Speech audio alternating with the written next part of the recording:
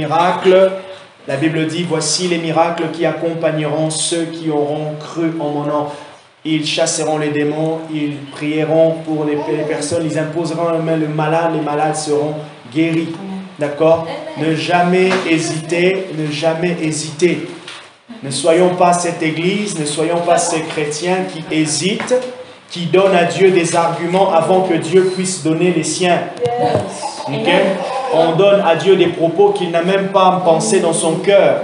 Non, non. Les seuls propos sur lesquels nous devons tenir Dieu avant que Dieu puisse nous dire quelque chose, c'est ce qu'il a déjà dit. Et ce qu'il a déjà dit, c'est sa parole. On reste d'abord là. Seigneur, tu m'avais dit que j'impose les mains, le reste je verrai. Alors c'est là que Dieu va te dire, par rapport à ce cas-là, voilà ce que j'étais en train de penser que je ne t'avais pas encore dit. Ok? Ne soyons pas hésitants. Et même s'il arrive que vous êtes hésitants, dès que vous vous rendez compte que vous êtes hésitants, faites appel directement à Dieu. Seigneur, pardonne-moi de cette petite incrédulité qui est venue me toucher, qui est venue m'accueillir, qui est venue me faire vendre ces idées.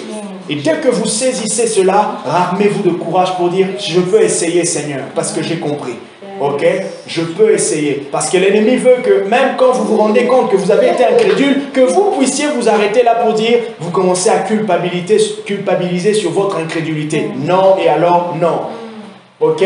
Et ne soyons pas non plus aussi de ce côté-là, de ceux qui disent, oh, d'ailleurs, ce n'est pas grave qu'on n'a pas forcément besoin du surnaturel. Non, Dieu est esprit. Et les choses de Dieu sont attestées par une démonstration d'esprit. La conversion que vous et moi, nous avons expérimentée est une démonstration d'esprit. Ah, la conversion est une démonstration d'esprit. C'est ainsi que Paul peut dire, afin que votre foi soit transformée. 1 Corinthiens chapitre 2, à partir du verset 4 jusqu'au verset 5. Ma parole et ma prédication ne reposaient pas sur une sagesse, un discours persuasif, mais elle se reposait sur une démonstration d'esprit et de puissance. L'Église de Jésus-Christ doit s'attendre à une démonstration d'esprit. Ça veut dire Dieu qui atteste.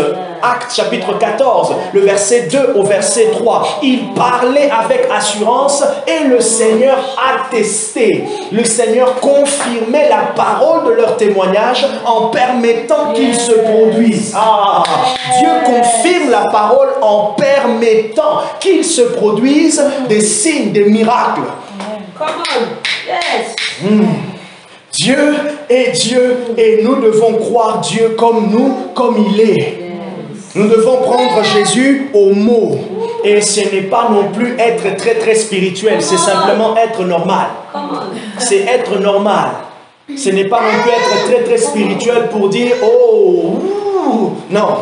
Ce n'est pas non plus être très sage. On pense que lorsqu'on est très réfléchi, on est sage. Et alors la Bible nous dit c'est à ce moment-là que vous devenez fou. Alors à chaque fois qu'on commence à mettre une forme de sagesse, et surtout lorsque ça défie un pas de foi, laissez-moi vous dire, vous êtes en train de devenir insensé selon Dieu.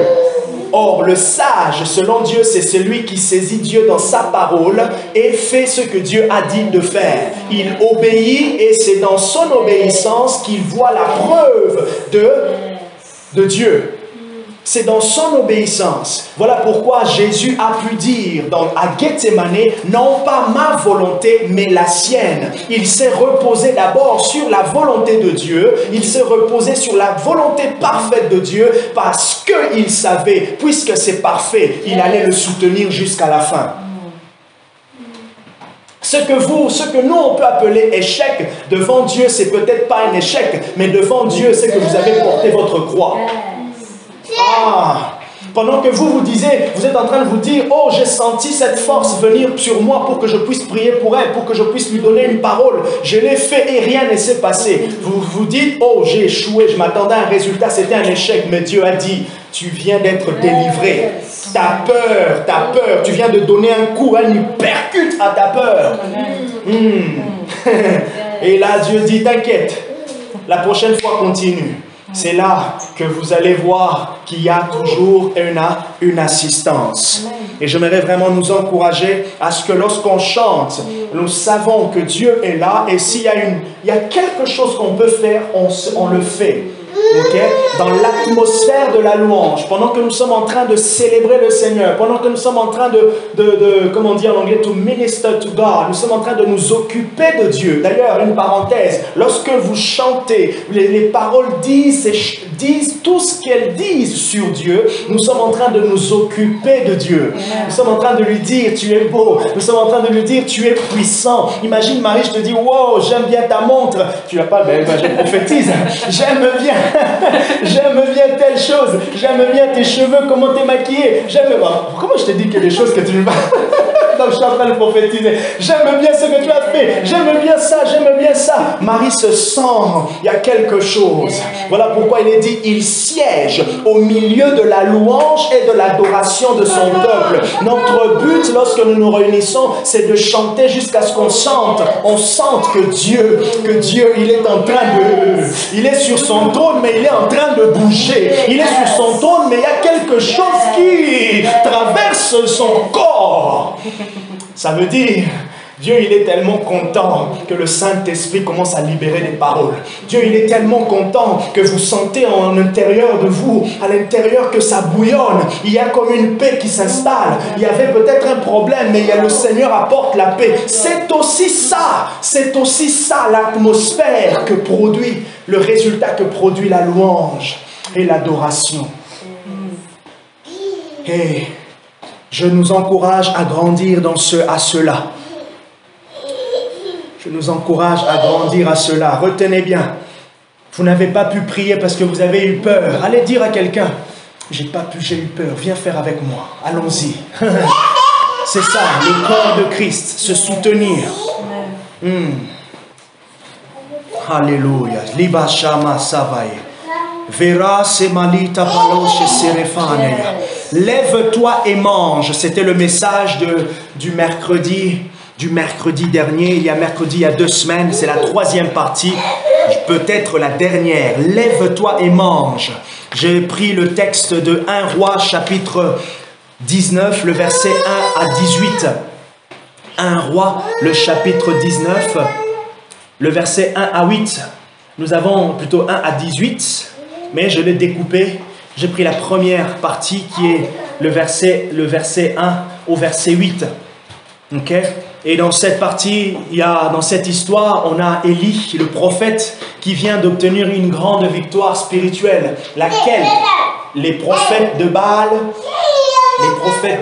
venaient d'être égorgés, tués, et Dieu venait de répondre par le feu. C'est ce qui s'est passé dans cette histoire. Alors ce chapitre est bien connu pour l'expérience que Élie fait de la présence de Dieu. Il avait connu Dieu comme étant celui qui répond par le feu. Il a connu Dieu comme étant celui qui se manifeste par des tonnerres, des grondements, des tremblements. Et là, des tonnerres.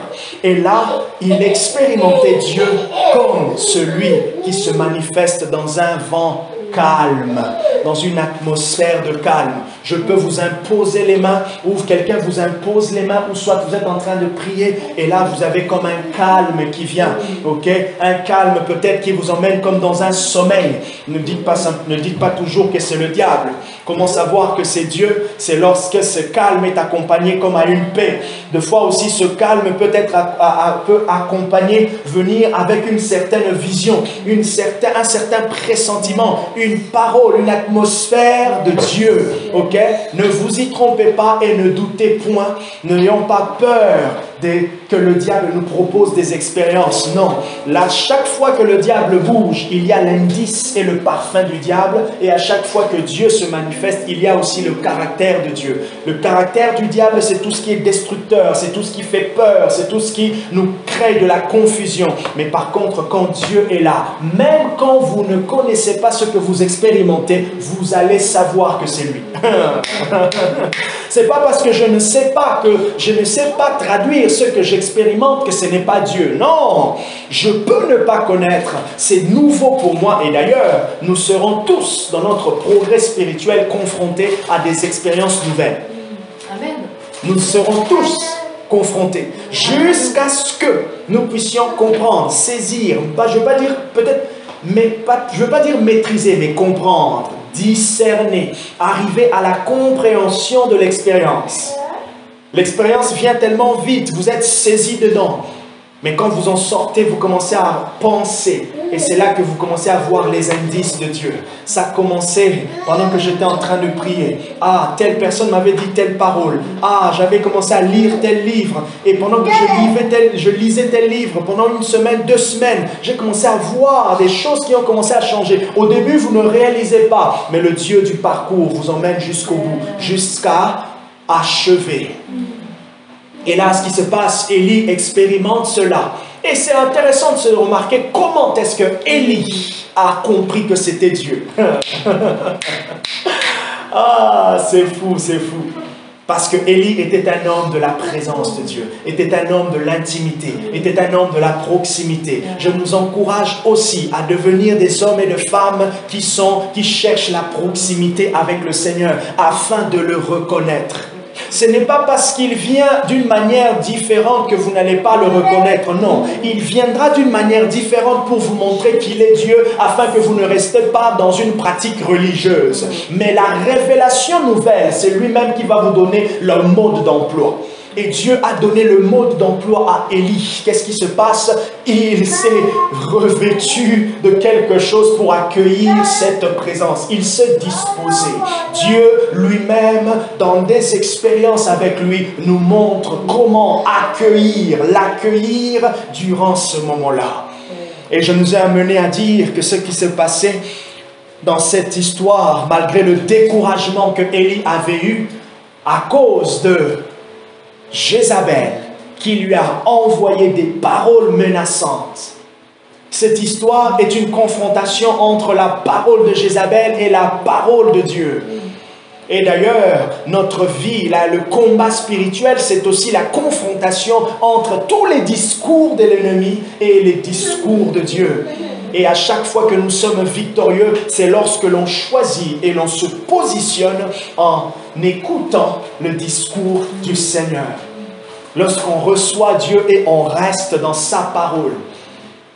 On reste dans sa parole. Il y a quelque chose qui se produit. Et qu'est-ce qui s'est passé? Qu'est-ce que Dieu a fait pour fortifier Élie? Il lui a envoyé un ange dans une vision. Et cet ange lui a réveillé, lui a dit, lève-toi et mange. Et c'est là que je voulais nous encourager en nous disant, levons-nous et mangeons. Ça veut dire mangeons ce que Dieu est en train de nous donner. Ça veut dire mangeons, pensez ce qui est en train de se passer. Qu'est-ce que Dieu est en train de déposer dans vos cœurs? Qu'est-ce qui est en train de bouillonner dans vos cœurs? Qu'est-ce que vous recherchez en ce moment? Et qu'est-ce qui est en train de bouillonner dans l'esprit de l'Église? Et c'est ça que nous devons manger. Et c'est ça que nous devons nous lever. Nous devons nous lever, ça veut dire prendre courage et prendre ce que Dieu est en train de nous donner.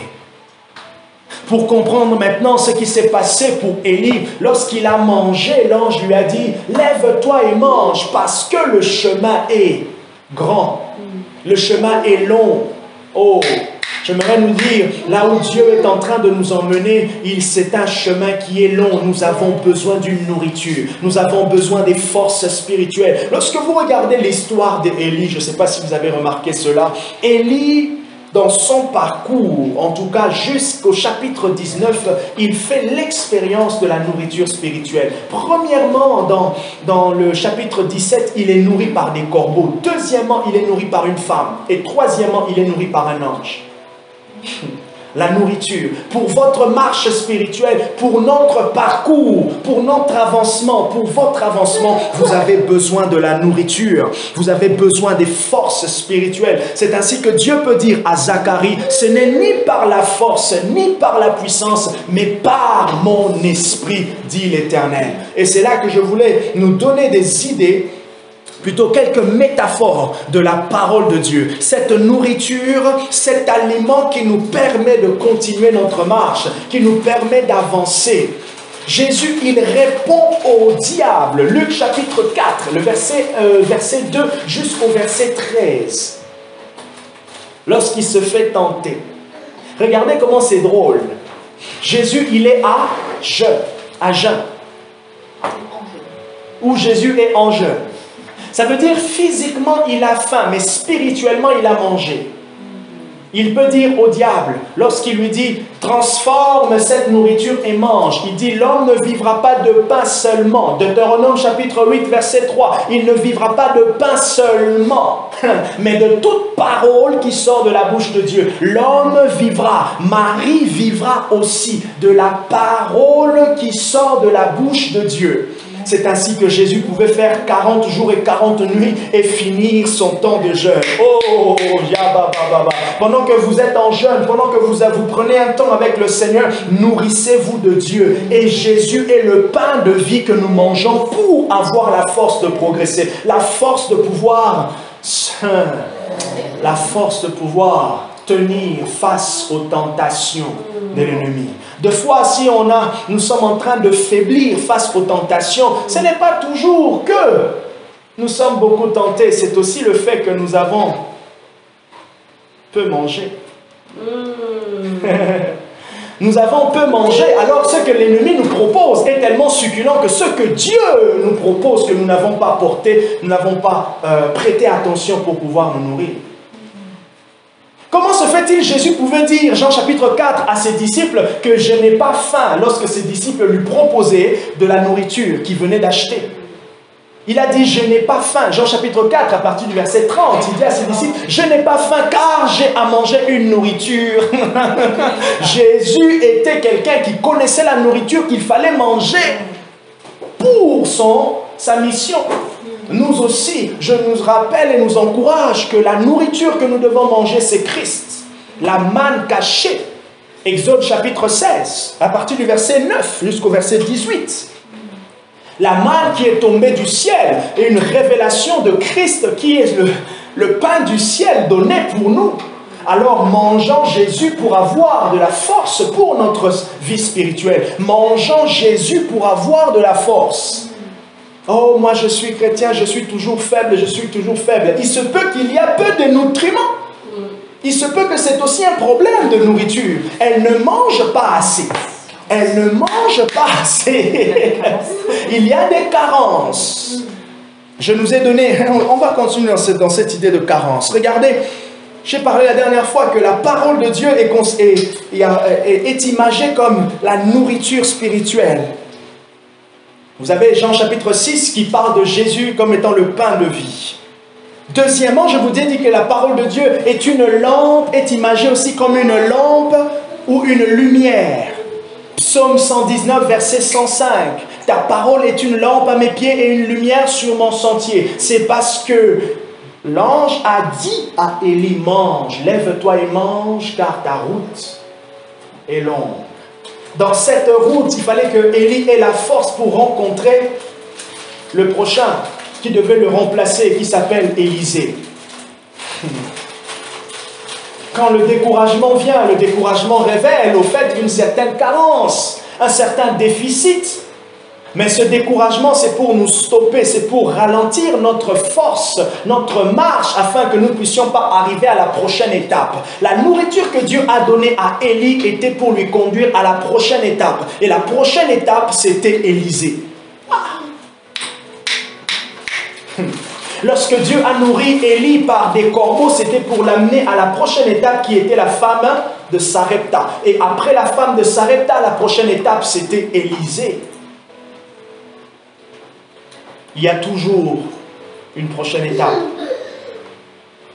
Alors je nous encourage et je veux que vous ne soyez pas découragés avant d'arriver à la prochaine étape. Parce que lorsque vous arrivez vers Élisée, vous rencontrez le remplaçant, vous rencontrez ce que Dieu met à votre disposition comme pour vous aider dans votre tâche. Pendant que Élie était en train de dire « Je suis seul », Dieu dit « Il y a 7000 qui n'ont pas fléchi les genoux, mais il y a aussi parmi les 7000 ou en plus des 7000, il y a celui qui va prendre le flambeau. Élie, tu es en train d'aller vers quelque part. Ne te considère pas seul. » Ah, est-ce que je parle à quelqu'un? Est-ce que c'est clair? J'ai dit aussi que la parole de Dieu est considérée comme un courant d'eau vive ou une eau pure. Psaume chapitre 1, il est dit que heureux celui qui ne se tient pas en compagnie des moqueurs, mais qui trouve son plaisir dans la loi de l'Éternel, car il est comme un arbre planté près d'un courant d'eau. Jésus parle, Jean chapitre 4, à la femme samaritaine en lui disant que moi j'ai soif, l'eau, donne-moi à boire. Et il lui dit, l'eau que je te donnerai deviendra en toi. Tu peux me servir aussi, j'ai soif, s'il te plaît. L'eau que je te donnerai, merci, l'eau que je te donnerai deviendra en toi une source d'eau vive. L'eau que je te donnerai deviendra en toi une source d'eau vive.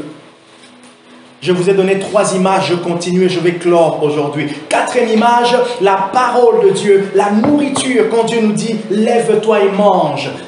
4e image, la parole de Dieu est aussi comparée à du bon lait. Barbara, elle aime bien du lait frais. Alors certains peut-être vous aimez le lait normal, mais qu'est-ce qui est contenu dans le lait? Il y a des protéines. 1 Pierre chapitre 2 verset 2, l'apôtre Pierre nous encourage en disant « Désirez comme des enfants nouveau-nés le lait non frelaté ». J'aime bien ces mots. Non frelaté de la parole de Dieu. Pur. Le lait pur. Okay. La parole contient des vitamines spirituelles à notre croissance spirituelle. Notez ceci, la parole de Dieu contient des vitamines spirituelles importantes pour notre croissance. C'est pour cela la croissance spirituelle n'est pas seulement la combinaison des expériences. Non, non, non, non, non. La croissance spirituelle n'est pas simplement la combinaison de plusieurs expériences. Non, il y a d'abord une vitamine, il y a d'abord une parole, il y a d'abord quelque chose qu'on mange. Et ce que l'on mange, c'est les Écritures. Et c'est les Écritures maintenant qui nous disposent à des expériences. Pourquoi? Parce que les expériences sont simplement des résultats de la foi dans les Écritures. Les expériences, ce sont le résultat de la foi dans les Écritures. Lire, méditer ou étudier est comparable à du bon lait. Lire, méditer ou étudier la parole, c'est comparable à du lait que vous buvez. Si c'est du yop, le yop que vous aimez, vous buvez du yop. Si c'est du candy up, ou je sais pas, candy, je sais quoi, c'est ça? Candy up, voilà, qui est un peu chocolaté, voilà, la parole de Dieu est comparée à ce bon lait. Moi, je comparais plutôt à du lait végétal à l'amande. Voilà. Tu sais, il n'y a pas d'additifs. Voilà. Elle est pure. Ouais, c'est ça. Du lait pur. 1 Pierre chapitre 2, verset 2. Désirer, aspirer, rechercher, développer.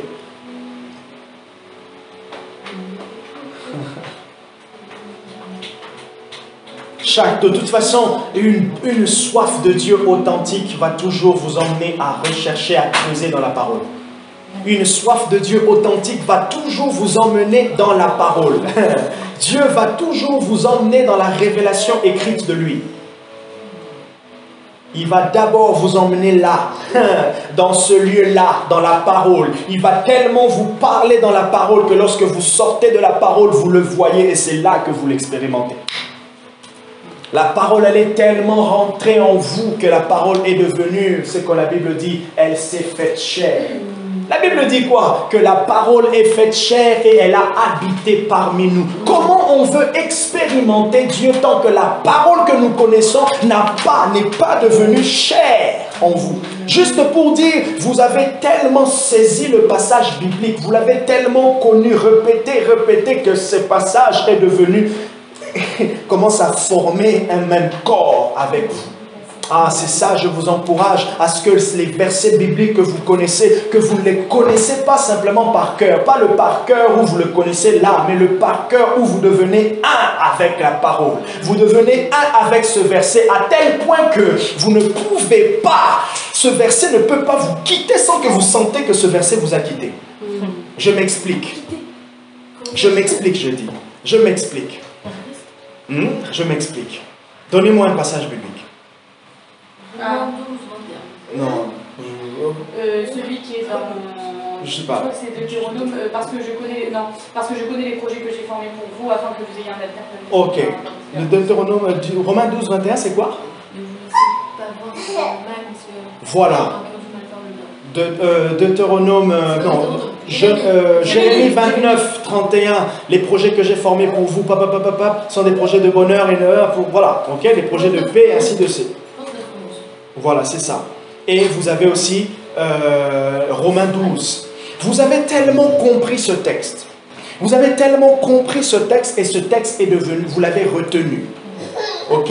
Maintenant, quand vous avez une situation compliquée, la situation compliquée, elle est tellement compliquée que ça devient compliqué pour vous de pouvoir croire à tout ce que Dieu dit, et en particulier ce verset-là. Alors vous sentez comme si, vous sentez comme s'il y a un écart entre votre cœur et ce passage. Alors vous devez ramener ce passage-là à qu'il n'y ait pas d'écart.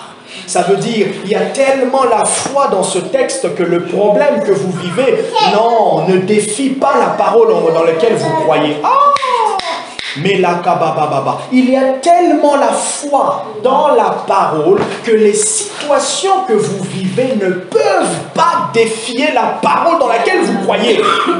Je répète, même pour vous qui m'écoutez, ceux qui sont en ligne et ceux qui écouteront cet audio, vous avez tellement la foi dans la parole que les situations autour de vous ne sont pas assez fortes pour défier votre foi en la parole. C'est à ce moment-là que la parole est devenue chair.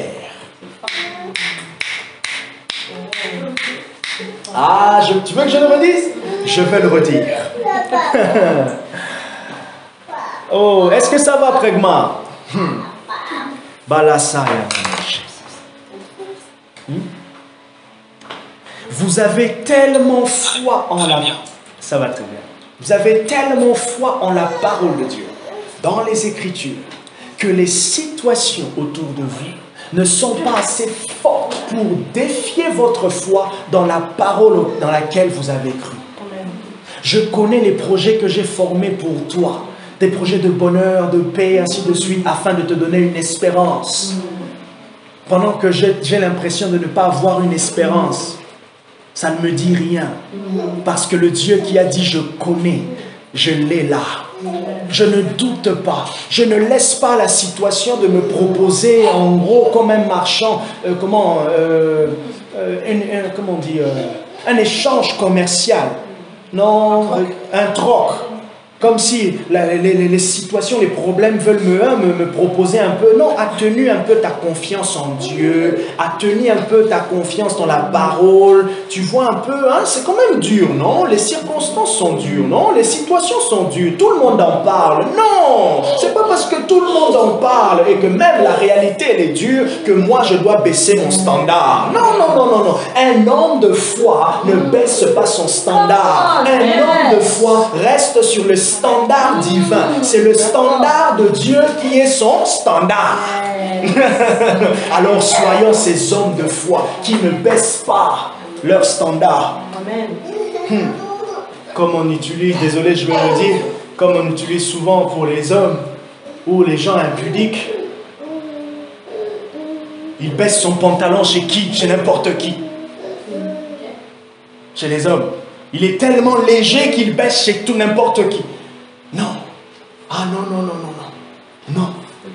Il reste ferme. C'est ainsi que Paul peut nous encourager dans dans Éphésiens 6, vers le verset 10. Il dit, soyez fermes et inébranlables. Soyons fermes dans la foi, dans la parole. Ne baisse pas ton standard.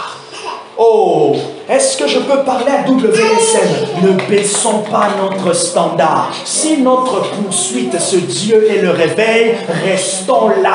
Ce n'est pas parce que les autres églises ne le font pas que nous devons baisser nos standards. Ce n'est pas parce que ça nous emmène à avoir l'impression que nous n'avons plus de sujet de prière que ça, on va changer de... Non, notre standard, c'est Dieu.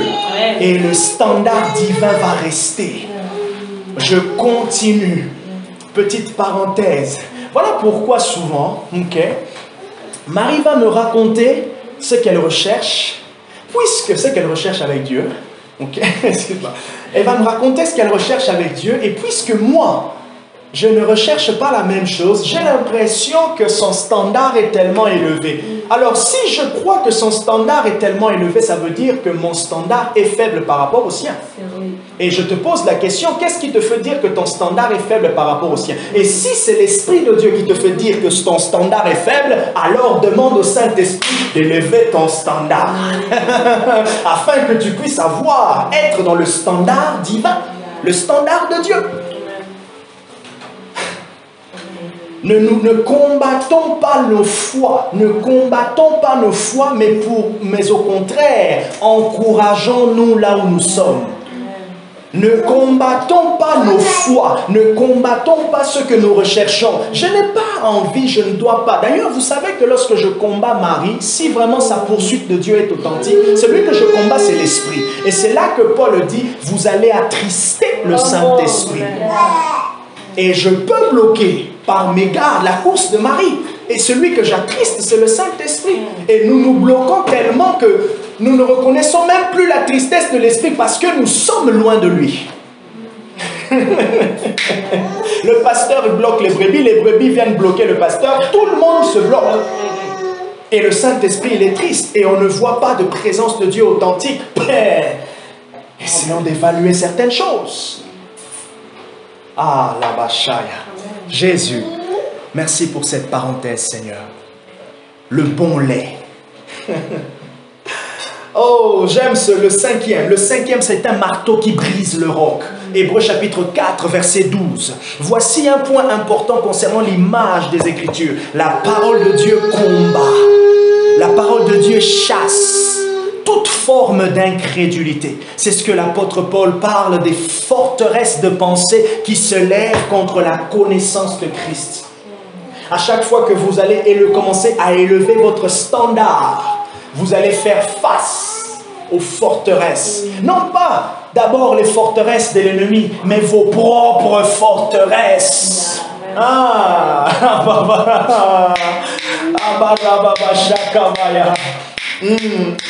Vous commencez à élever, vous commencez à comprendre, le Saint-Esprit te dit, hey, je vais t'emmener plus haut. Et tu commences à dire, oui Seigneur, je vais y arriver. Pendant que tu es en train de suivre le Seigneur, tu te rends compte qu'il y a des murs qui se lèvent. Et tu dis, oh Seigneur, ces murs viennent d'où? Et Dieu te dit, ce sont tes propres murs.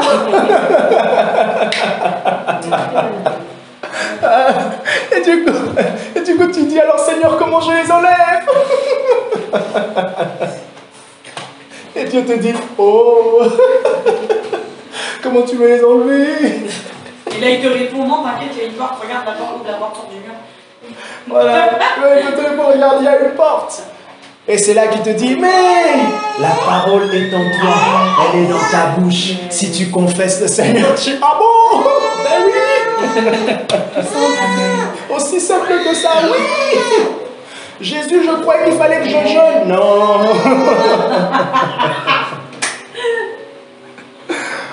Oh, je crois que je nous parle ce soir. Il y a des gens qui, c'est vrai, ils s'impliquent 40 jours de jeûne alors qu'en fait, il fallait juste déverrouiller la porte.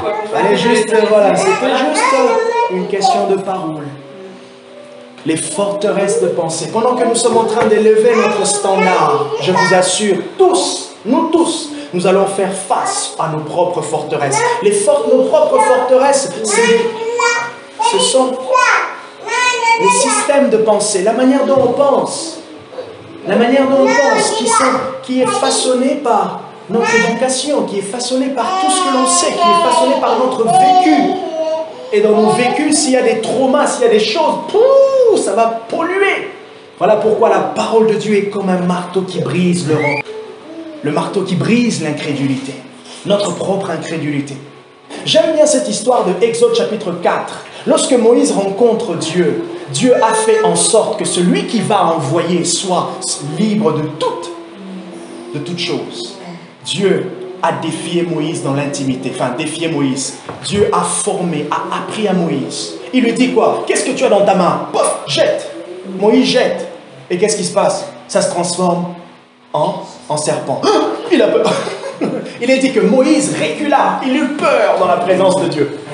Dieu dit, oh,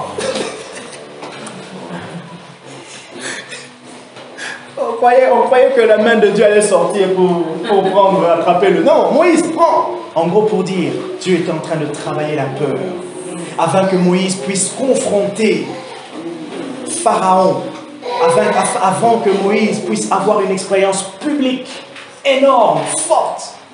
Sa force devait se former dans le lieu secret. C'est dans le lieu secret que nos forces se forment. C'est dans le lieu secret que les semences de force se déposent. C'est dans le lieu secret que Dieu travaille notre vigueur.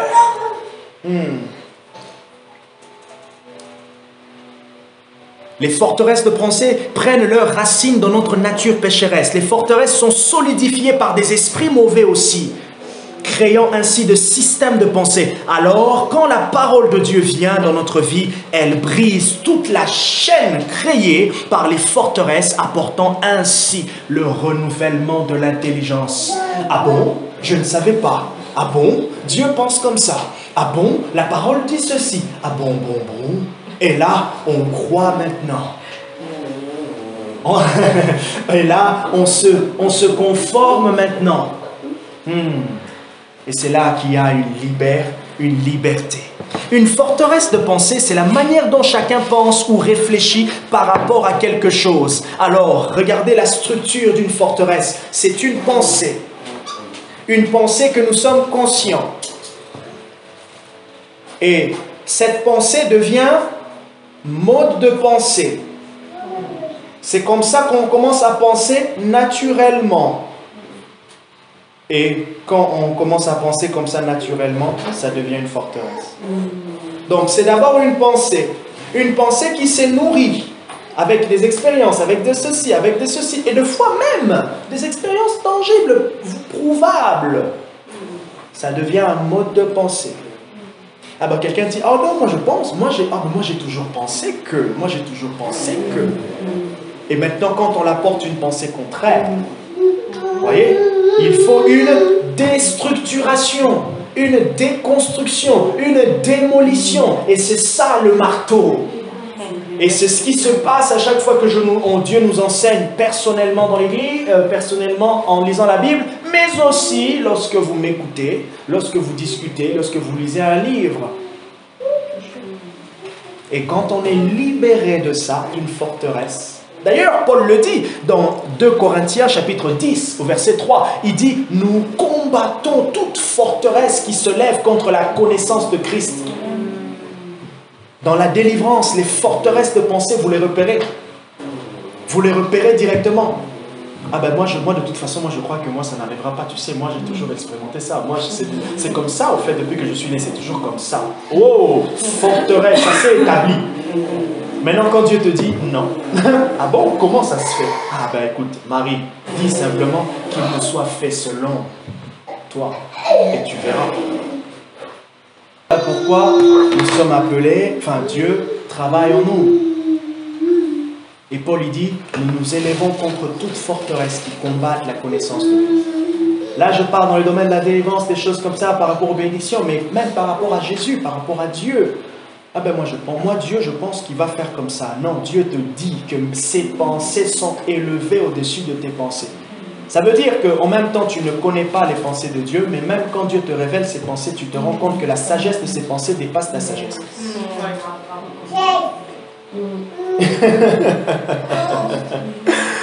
Oh, sixièmement, et je vais terminer, la parole de Dieu comme un couteau à double tranchant, un couteau qui sépare.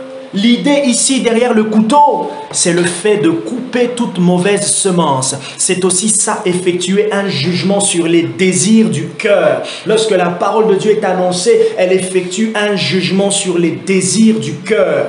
C'est pour cela que Paul peut nous encourager à avoir en nous les pensées qui étaient en Jésus. Quelles étaient les pensées ou quelle était la pensée qui était en Jésus? C'était la pensée de l'humilité. Jésus a dit, le Fils ne fait rien sans voir ce que le Père fait. Et Jacques nous dit, vous demandez, vous ne recevez pas parce que vous demandez mal. Ce qu'il veut dire implicitement, demandez à Dieu de vous apprendre à lui demander.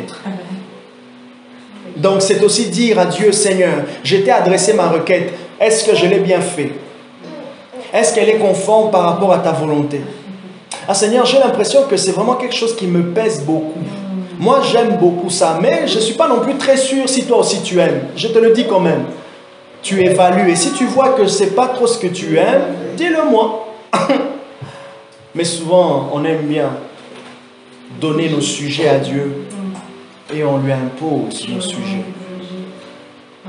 On ne lui fait même plus part. Non.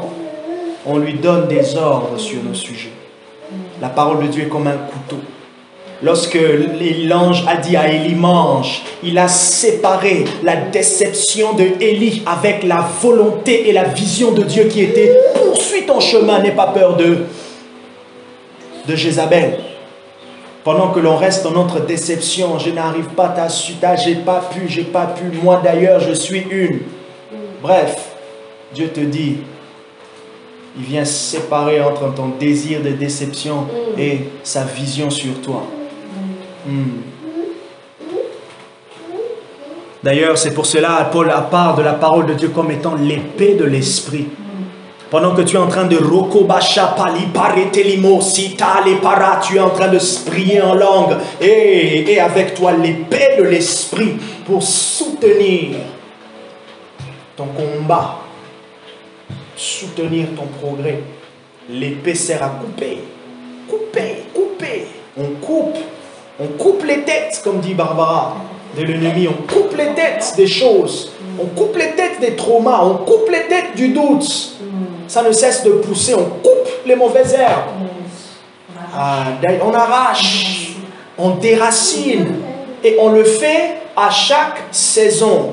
Si j'aimerais avoir une pelouse propre, je l'entretiens. Si j'aimerais avoir une foi forte, j'entretiens ma foi. Si je laisse pousser des mauvaises herbes, ma foi, elle sera là, mais elle sera là avec des mauvaises herbes. Abasha.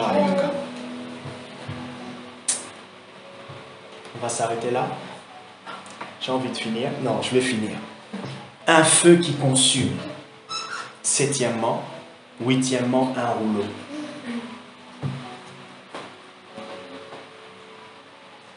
Un feu qui consume. Et après un rouleau.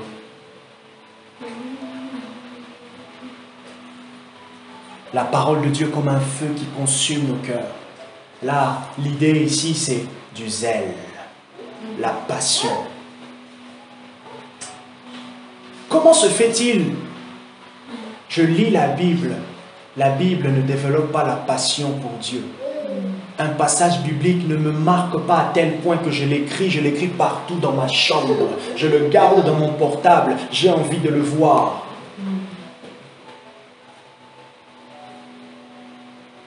Tout le monde dit que lorsque l'amour est au début, l'amour est passionnel. Et à chaque fois, je me rappelle, je cherchais toujours à écrire à Barbara et je lis ces messages. Si elle me dit un message qui est tellement beau, je relis le message. Même quand je suis en cours, je relis le message et j'attends encore un autre message. Surtout si j'ai répondu avec des cœurs.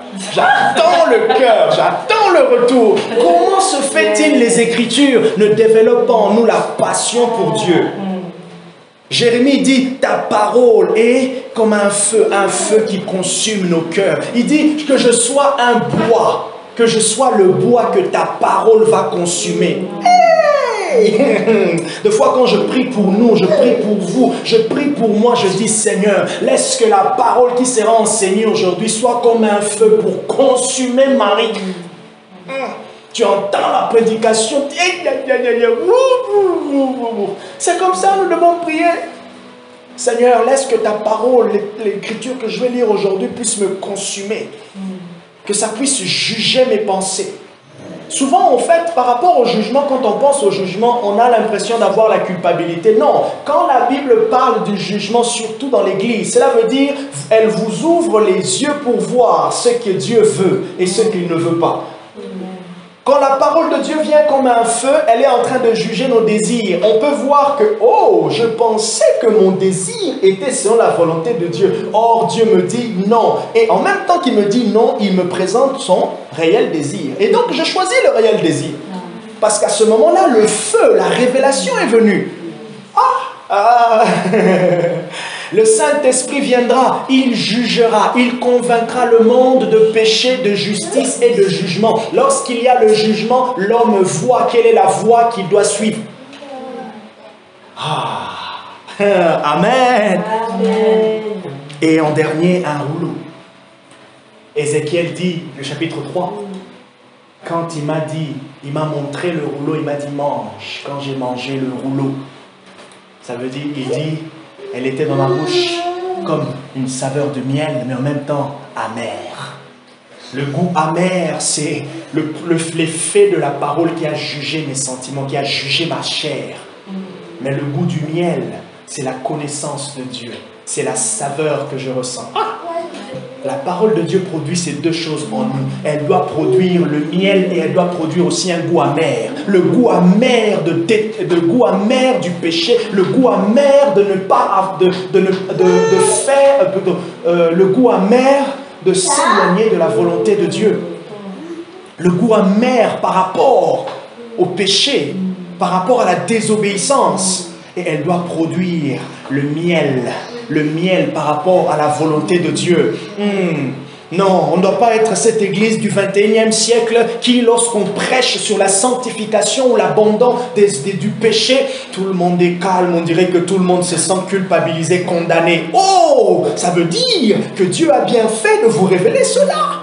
Mais si on commence à dire, Dieu va vous bénir, Dieu dans 3 ans, Amen. Et pourtant, on oublie que dans notre progrès avec Dieu, plus la sanctification grandit, plus la révélation est grande. 1 Thessaloniciens chapitre 4, Paul nous exhorte à la sanctification, à la sainteté. Qu'est-ce qu'il dit? Dieu désire. Ce que Dieu veut, c'est votre progrès dans la sanctification. Je termine par dire ceci. J'étais en train de suivre un homme de Dieu qui opère dans la délivrance. Il est déjà mort, il est mort l'année dernière, et il a dit une phrase qui a piqué, qui m'a piqué, qui m'est restée dans la gorge. Et je savais que Dieu m'avait parlé. Il a dit une chose par rapport à la délivrance. Ce qui s'est passé, c'est qu'une personne a expérimenté une délivrance durant le culte. La personne, elle avait besoin de délivrance, son papa lui a dit, va à l'église pour que tu sois délivré par l'homme. Il arrive et c'est ce qui s'est passé. D'ailleurs, le démon a voulu lui faire fuir. Le gars, il fuyait pour sortir à la porte. Il voit spirituellement des anges. Il arrive à la porte comme ça, la porte qui est ouverte. Il tombe. Il essaie encore de sortir. On dirait qu'il est repoussé. Mais par qui? Par des anges, par la présence de Dieu, qui lui dit reste dans l'église. Le gars a expérimenté la délivrance. Et cet homme de Dieu, il a dit une chose. Il a dit, je le dis en anglais, il dit, it takes holiness to defeat the devil. Ça demande, si je le traduis un peu voilà, ça demande de la sainteté pour combattre le diable. Et il a dit, ça demande la grâce de la sainteté pour combattre le diable. Et il a dit, cette grâce vient de Dieu. Voilà maintenant ce qui est important pour nous. Ce n'est pas de poursuivre la sainteté en étant des vrais warriors, de discipline, ceci, cela. Ah, pas mon portable, ah, pas ceci, ah, pas cela. Non, mais c'est de reconnaître la grâce qui vient d'en haut. Comme une onction qui nous est donnée pour être fort dans la sanctification. Et pendant que je réfléchissais à cette parole, ça m'a rappelé ce que Jésus a dit lui-même. Il a dit, il n'y a rien du diable en moi. Le Seigneur veut aussi que dans notre progrès, que l'on puisse dire, il n'y a rien des œuvres mortes en moi. Là où le diable m'attend par rapport à ma vie d'avant, il n'a qu'à attendre longtemps. Il n'y a rien de moi là-bas.